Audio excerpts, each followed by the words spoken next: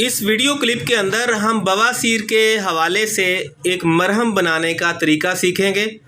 अगर आप बवासीर को रिकवर करने के लिए हेडेंसा, ट्रोनोलिन, GTN या दीगर इस तरह की कोई भी क्रीम, आइनमेंट या कोई भी ऐसी चीज़ यूज़ करते हैं तो उसकी जगह के ऊपर अगर आप ये जो मरहम अभी आपको मैं तरीका समझाऊंगा ये बनाकर इस्तेमाल करेंगे तो इंशाअल्लाह अल्लाह की रहमत से उससे ज़्यादा अच्छा रिज़ल्ट मिलेगा और आपको पहले ही दिन अफाका होगा।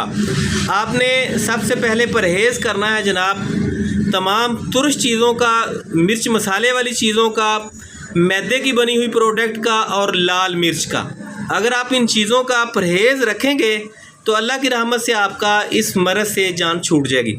आपने नारियल का तेल लेना है 50 ml, कलौंजी का तेल लेना है आपने 20 ml, हल्दी आपको पीसी हुई 10 ग्राम चाहिए, नीम के पत्ते आपको चाहिए 20 ग्राम लेकिन खुश्क। आपने क्या करना है जनाब, कलौंजी के आयल को चूल्हे के ऊपर रखें, उसके अंदर जो नीम के पत्ते हैं उनको रखें, हल्की आंच पे पकाएं। पत्ते जब जल जाएं तो उसके अंदर आप नारियल का तेल भी ऐड कर दें, हल्का सा दोबारा पकाएं, फिर उसके अंदर हल्दी को ऐड कर दें, फिर थोड़ा सा पकाएं और नीचे उतार लें। अब तमाम चीज़ों को आप इसमें से पत्तों को निकाल दें।